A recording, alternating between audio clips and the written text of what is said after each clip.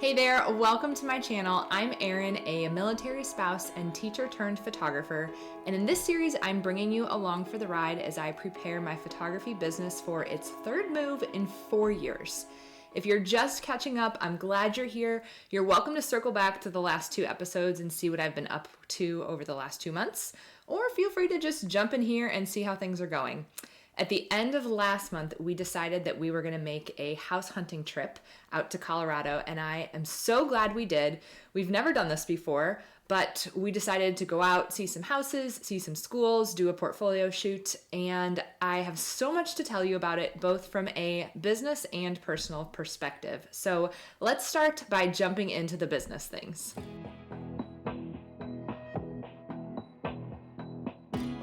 Okay, friend, hey there. We are getting ready for our trip.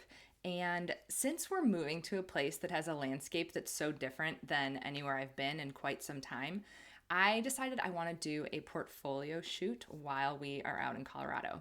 So currently we're in Ohio, lots of greenery around. Before this, we were in DC. We had lots of monuments and white marble and things like that. Before then, we were in Albuquerque, which I'm expecting to be more similar to Colorado, but my images that I have from Albuquerque are 4 years old. And so I would really like to have some updated pictures that I can use to start marketing before our move so that hopefully I can book sessions more quickly than if I'm just getting started as soon as we get there. So thanks to Photographers Changing Stations, I was able to connect with a friend who is currently in Colorado Springs, and Megan has agreed to let me do family pictures for her while we're out there. So because I haven't been there in a long time and never with photography in mind, I don't really know where would be a good spot to do pictures. However, I have gotten quite good at virtual location scouting. So I've been doing that a little bit myself, and I want to show you what that's looking like. I don't know, honestly, if we're going to end up shooting at any of these places because Megan has some ideas for places we can go to, and we'll work that out as we get closer. But I do want to show you how I'm currently organizing these locations, because even if we don't use them this time, they very well could be locations that I'll want to use once we get out there for good.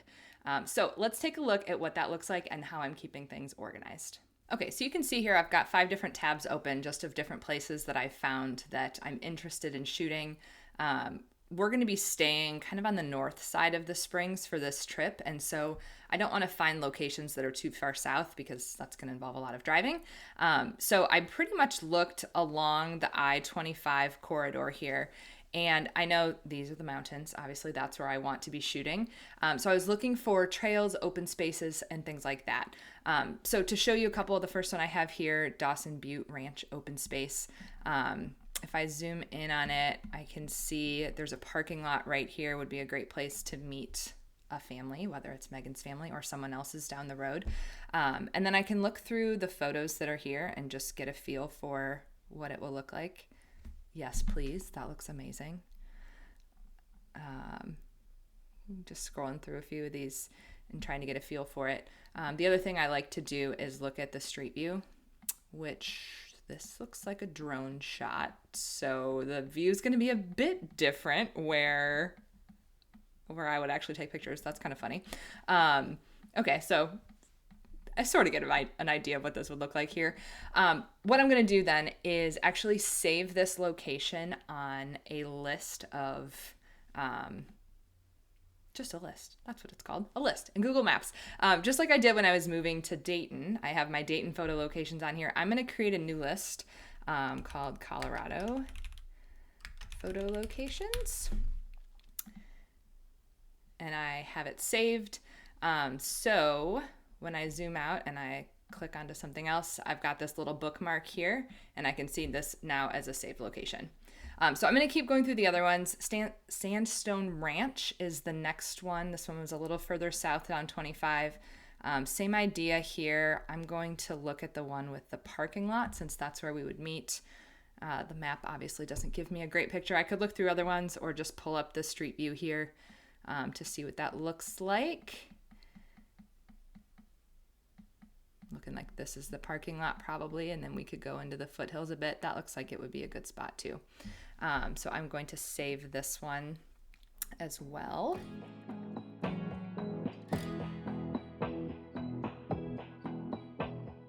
So, like I said, I don't know if this is going to be a place where we actually end up shooting. I'm going to chat with Megan, see what places she comes up with, and then we'll come together and figure out what makes the most sense.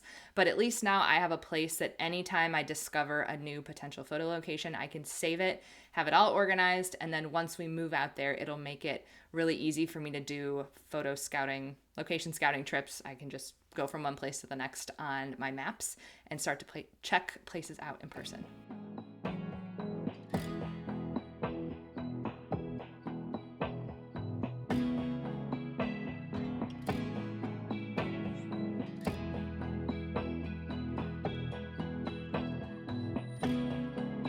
Okay, we are back from our trip. I had a great session with Megan's family, and I want to share a little bit about it with you. So my goal going into this session is that I really wanted it to feel like Colorado.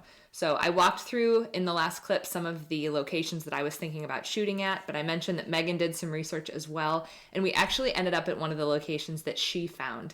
And it had everything that I wanted. I really wanted this session to feel like Colorado. And the place that she found had mountains, it had a lake, trees, trail, everything that just feels to me like a Colorado session should be. And so my goal in this session was actually the opposite of what I said I was doing in the last episode last month.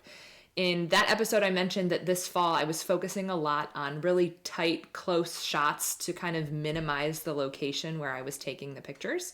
But in this case, since I was actually in the new environment, I did the opposite, and I really wanted to focus on pulled back shots to really maximize the location that we were in. So I'll show you a couple examples of how this played out. In this first shot here, you can see a really cute close-up shot of Megan's little guy holding on to mom and dad's hands. And it was an adorable shot, and I wanted to take it, so I did. But then I took a few steps back, zoomed out a little bit, and really captured the whole environment. So it got mom and dad in the shot, and then just the beautiful Colorado backdrop as well. Similarly, I did this with another shot with Megan and her daughter. Again, a really cute close-up shot that I know mom is going to love. But in thinking about my portfolio, I really wanted to capture where this was happening. So I was shooting on my 28-70. I zoomed out, took a few steps back, pitched my camera up a little bit, and came away with this shot, which is also adorable and then also maximizes where we were shooting and just gives you that beautiful mountain backdrop and all of that.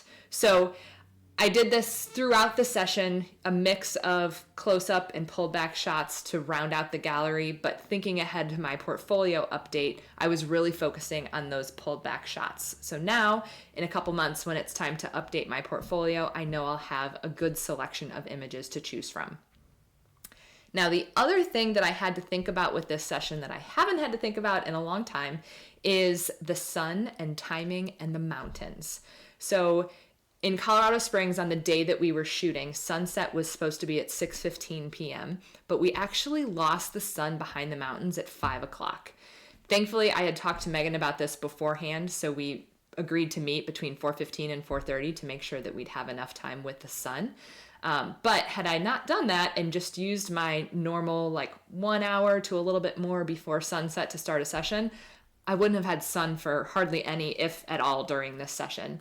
And so that's just a little bonus tip of something that you could think about if you're moving to a place with mountains, and something I know that I'm going to have to consider as I scope out new places, making sure that I'm not going off of just sunset time, but thinking about how the mountains will come into play with that as well.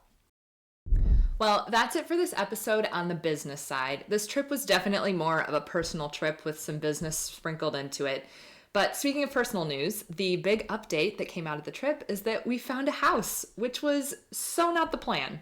We really were just going out hoping to scout some different neighborhoods, see a few schools, try to figure out what part of town we'd want to eventually find a house in. But we walked through 8 different houses, and the 5th one we saw, we all just knew that it was the one for our family. Matt and I both liked it. Let's be honest, I loved it. Matt was like, yeah, this is great. The kids found things to be excited about, And so we put in an offer and it was accepted, and we are officially under contract, which is very exciting. But of course, it's a military move, which means there's going to be some excitement and some logistics to work out. So let me tell you all about how that's going for us right now. You know those website updates I mentioned in the last clip? Yeah, turns out those are likely happening sooner than I anticipated. Here's the deal. We are getting a VA loan for this house, and it turns out, I didn't know this before, but when you are using a VA loan, you have to intend to occupy the house within 60 days. Now, we are far more than 60 days from our move because we found this house earlier than anticipated, but typically you can get those 60 days waived if you have orders that have your new arrival date. So we looked into that to see if we could do that, but maybe you've heard that the government is shut down right now. So turns out the shop that is supposed to give us Matt's orders is all civilian run and furloughed, and so now it is highly unlikely that we're going to get his orders before we actually close on the house in December. So that means when we close, we have to intend to occupy it within 60 days.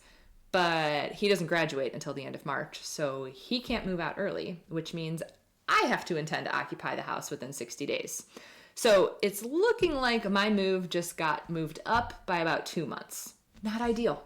However, I have learned that flexibility is the name of the game as a military spouse, and while I don't love surprises, I have come to expect them in this life, and this seems like just one of those things. So who knows what'll actually happen? We'll see as things go along. But right now, it's looking like my move date now is going to be February instead of April. All right, friend, that's a wrap on month 6, which I guess now is maybe month 4, which is about the time that I recommend you start doing the marketing shift before your move. So stay tuned next month for when I start implementing my move-proof marketing plan in real time. If you want to check that plan out, I will link it in the description below. It's available on my website for you to use before you move. But otherwise, stay tuned and you can see what that looks like for me. Until then, please like and subscribe so you're notified when the next video drops, and I will see you next time.